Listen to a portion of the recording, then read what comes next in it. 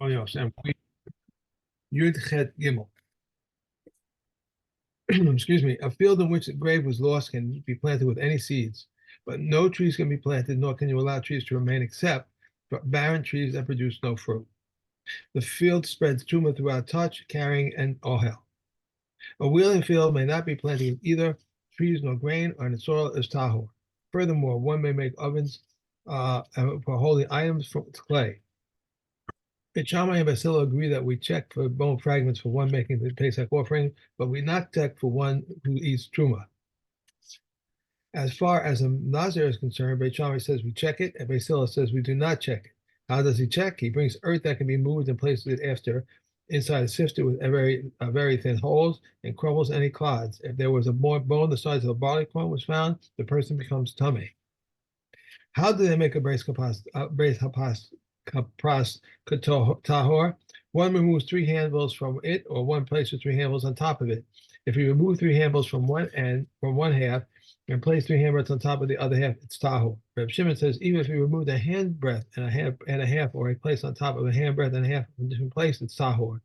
If the base of process is played with stones that are large enough that they cannot be moved, it is tahor. And Reb Shimon says even someone who holds the base of process makes a tahor.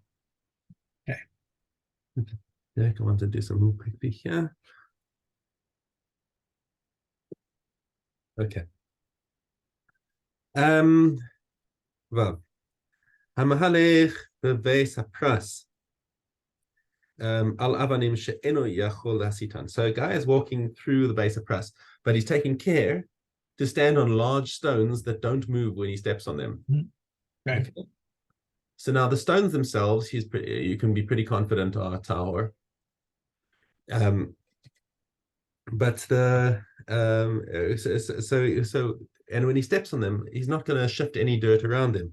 Remember, even if he indirectly shifts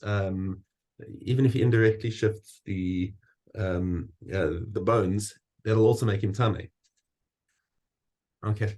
Adam ba'ala behema shekochan yafe. If he's riding on a horse, let's say, or he's riding on the shoulders of some other guy. Okay, now if his mount is strong and able to bear his weight easily, and okay, then all of the shifting of sand that goes on underneath his feet or underneath the horse's feet, any shifting is attributed either to the horse or to the guy on whose shoulders he's sitting. So he doesn't cause it to move. Okay.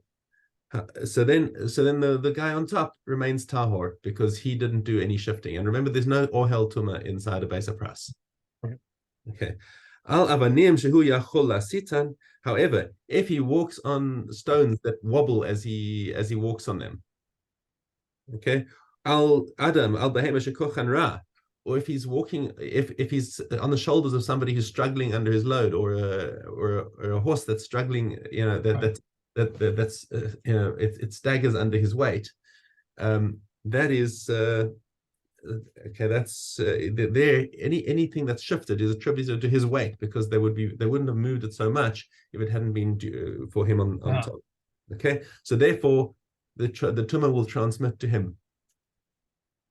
Now, what about chutz la'aretz? We said Chazal made a gezerah on chutz la'aretz because the goyim were not so particular about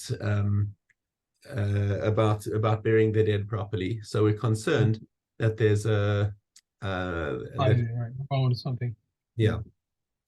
Okay, so and not only that, not only the ground of chutz la'aretz, but even the air of chutz la'aretz is tameh. Although we see that there are different degrees of tumah in the air. The air only creates, I think, it creates an evening tumah, whereas the ground creates a 7-day tumah. Anyway, so here's a guy who goes through Eretz Amin, Baharim Ubasalayim, even if he's walking in the mountains, or if he's walking on bedrock only, and he's careful not to walk in the on sand where there might be people buried. So in the mountains, nobody's going to be buried, and on bedrock, it's not possible. Okay, he's nonetheless accounted tamei, because it was just a blanket gezerah on Eretz Amim. Is tamei afar, right? Because even okay, it's just a blanket gezerah because maybe the wind blew some sand or some fragments into wherever he was, some bone fragments into where he was walking. But Yamu Bashunis, if he's walking through the sea or through a bluff. Now, a bluff is we'll explain in a minute. But there he is tahor from the land tuma, because the sea is constantly washing. Well, let's just read the last sentence. What is called a bluff? So any place where the sea washes up to. So basically the tide line, the high tide line. If he's walking anywhere up to the high tide line, the sea is constantly washing things in and out, and therefore he does not become tamei from the land. However, footnote, he nonetheless does become tamei from the air of Chutz La'aretz. Let me just see the comment here. He's tamei, but he's tamei because of having been in the air of Chutz La'aretz. L'shekele b'tumas avira b'tumas gusha, she'el tumas gusha sorfim truma u'kodshim. So the difference is, so that here in Kahati enumerates the differences between tuma from the air and tuma from the land. If from tuma from the land, you can burn truma from. Right? Chazal's gezerah on Eretz Amim is so strong that you're allowed to burn truma. V'hanitma begusha tamei tumas shiva, and you get 7-day tuma from the land, and you and of course you need paraduma to purify you.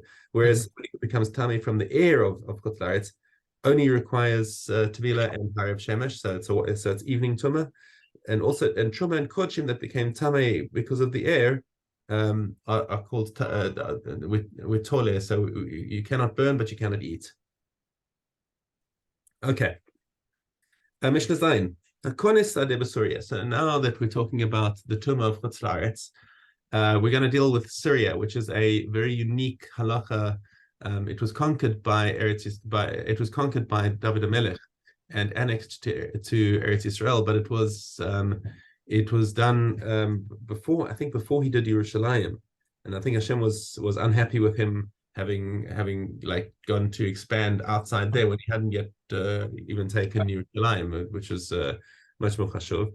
So it wasn't properly, it didn't properly get the kedusha of Eretz Yisrael, but nonetheless it has certain areas where it did take on the kedusha of Eretz Yisrael. The halachas of Shvius and Trumas and Masros are all applied to Syria. But it also has the stringency of the fact that it has tuma of Chutz La'aretz. So we'll see. So a person purchases a field in Syria. Smuch al Eretz Yisrael. He's mamish on the border with Eretz Yisrael. So that I'm not sure what the dividing line is, where the border is, but he managed to acquire a parcel of land that is right on the border. Okay. And travel into Eretz Yisrael without stepping over any other land. Okay, Smuch al Eretz Yisrael. Im yachol likanes la b'tara tahora. So if it is possible to enter in Tara, then this land is tahor. It does not have the tumah of Chutz La'aretz. V'chayeves b'masros u'b'shvius, and it also is chayev in masros and shvius. Ve'im eino yachol likanes la b'tara. And if there's a 1 tefach gap, even 1 tefach between him and the border, tamei, then his land is tamei. V'chayeves b'masros u'b'shvius, but it is nonetheless chayev in masros and shvius. So it doesn't make any difference in that respect. Right. Medoras hagoyim. Now,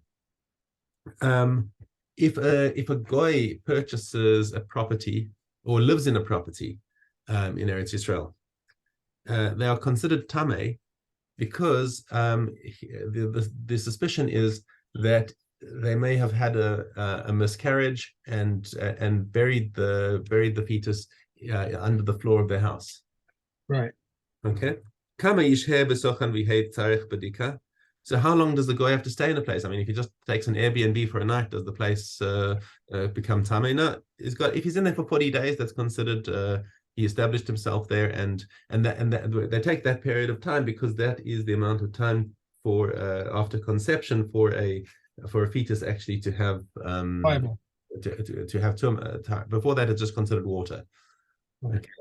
So so 40 days. Now, even though he doesn't have a woman with him, it's still 40 days.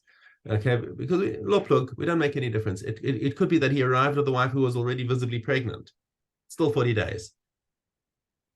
Okay, or he could have arrived and on the first night brought the miscarriage that his wife had and buried it on the first night. 40 days. That's just the rule.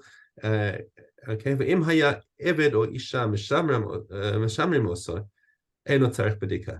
However, if there was even an Eved Knani, right? An Eved Knani who belonged to a Jew who Right. was like constantly going and checking the place, then you don't even need to check it afterwards because that's considered enough of a shmira. And certainly if there was if it was a full Jew who was checking the place. So it's saying even an Eved Knani. Okay. Okay. It's Mahim Bodkim. So what do they check? So the guy moves out and now you want to, and now it's been 40 days and now you want to go and check that there's nothing untoward in there. What do they check? You've got to check the deep sewers, and the whatever water has gathered in the yard, because in these places, this is where a fetus might have been discarded. Right. Huh? I see what it says here in the commentary. So Okay. You even have to. So by Shama say you also have to check the garbage dumps and the loose soil. Any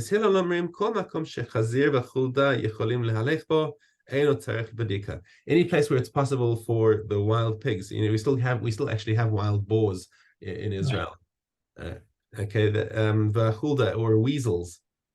Any place where these wild creatures could ferret out any flesh, there's no need to check there because the animals have already done it for you. If they found anything, they would have carried it away. So there's no need to check in those places. Okay. Tomorrow we will finish Ohalos and start Negaim. Oh, Kalim we start today though. Huh? Kalim was starting today. Yeah. I was just saying that Ohalos. Thinking about the weasel, Dan told the story that his son Minea went on a camping trip last year, whatever, and he heard this rustling in the middle of the night. He woke up and there was a wild boar there, and he was like, luckily nothing happened, but he said it was like really scary. He didn't want to wake everybody up and get them all rattled, but it was a wild boar. They can be aggressive, can't they? I think so. I think. Okay, we are at Test Vav Base. In the case of wooden tablets, a handbreadth above the ground that touch one another at their corners, and there is two underneath one tablet, someone who touches the other tablet becomes tummy for 7 days. Utensils underneath the first tablet become tummy, whether those under the second remain tahor. A tabletop does not spread tumah unless it extends its base by a handbreadth. In the case of barrels that are outdoors, sailing upright or lying on the sides, which touch one another by a square handbreadth, if there is tumah underneath one barrel, tumah penetrates directly up and directly down. In one case does this apply when the barrels are tahor. However, if they are tummy or a handbreadth above the ground and there is tumah under one of them, the area beneath all of them become tummy. In the case of a house divided by boards on curtains from the sides or from the joists, if there is tumah inside the house, utensils inside the partition section remain tahor, and if there is tumah inside the partition section, utensils inside the house become tummy. When there are utensils inside the partition section, if they are cubed a handbreadth, they become tummy. If not, they remain tahor. Okay. And we go on continue with Olius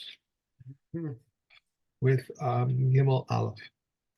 If any of the items that carry through Ohel that were divided and brought into a house, Rodosov and Harkness rules him tahor, while the sages rule him tummy.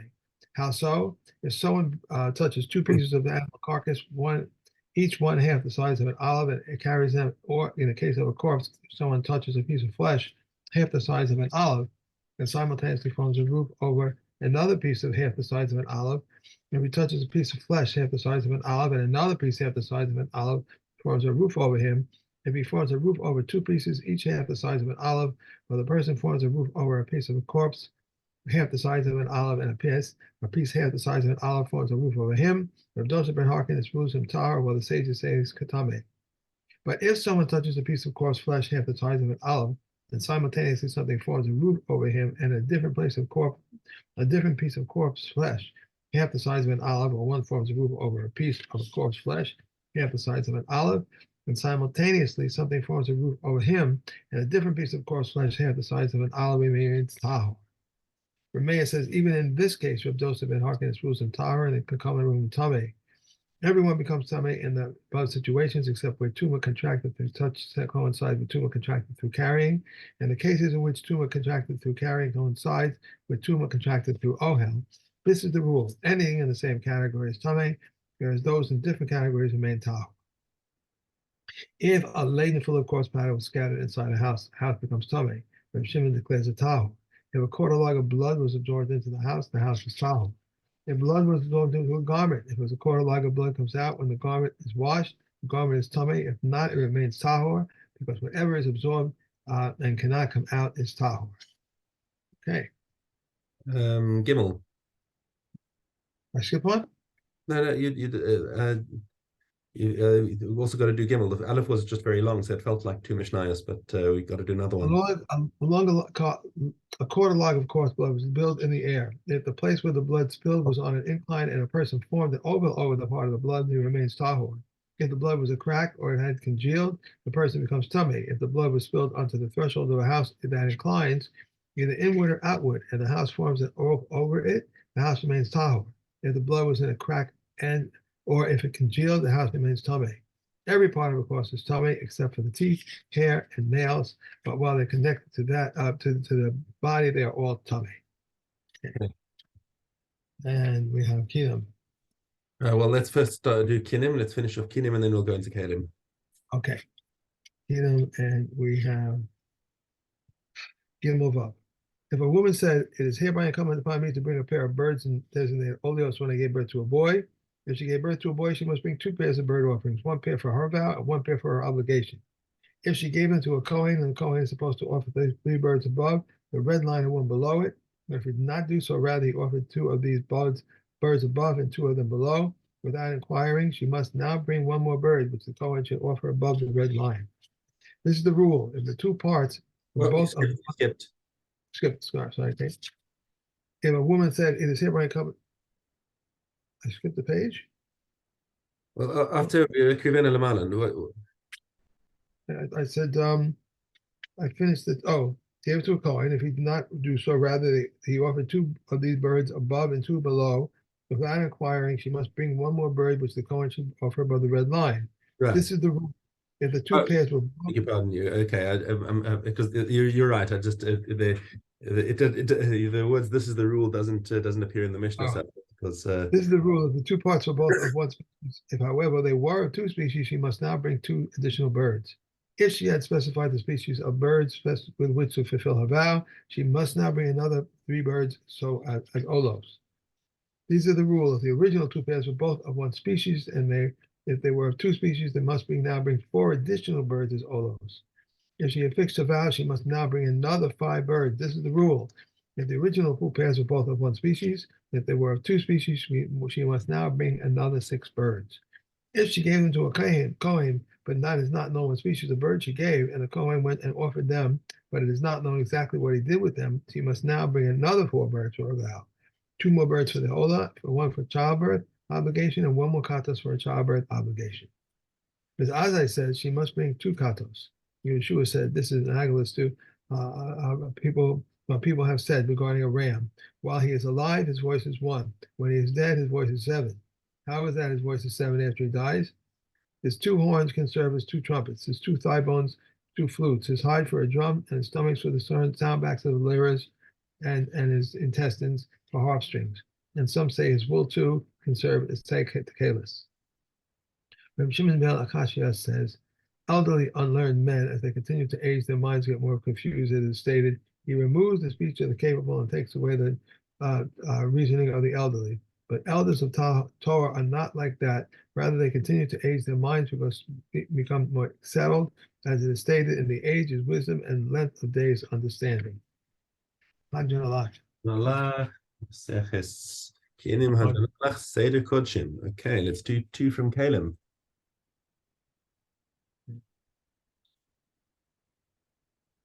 Here we go. Come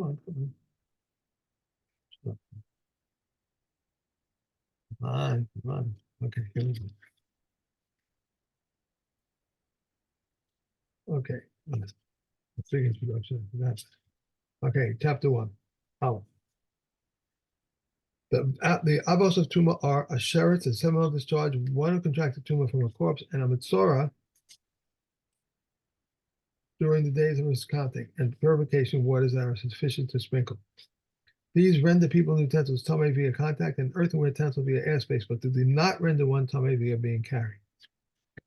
Above them, there are an avela, a purification waters that are sufficient for sprinkling, in that they render a person tamei via carrying. To render clothing via a contact, the clothing is spared from tumah when there is only contact. Okay, that's it. All right, I'm going to leave you to do the rest of the chazaras. Oh, okay. Ready? Oh my gosh! Wow. Okay. Have a great day. Have a great Shabbos. Oh, there's early Shabbos tonight. Early Shabbos tonight, by the way. At Zikr Moshe.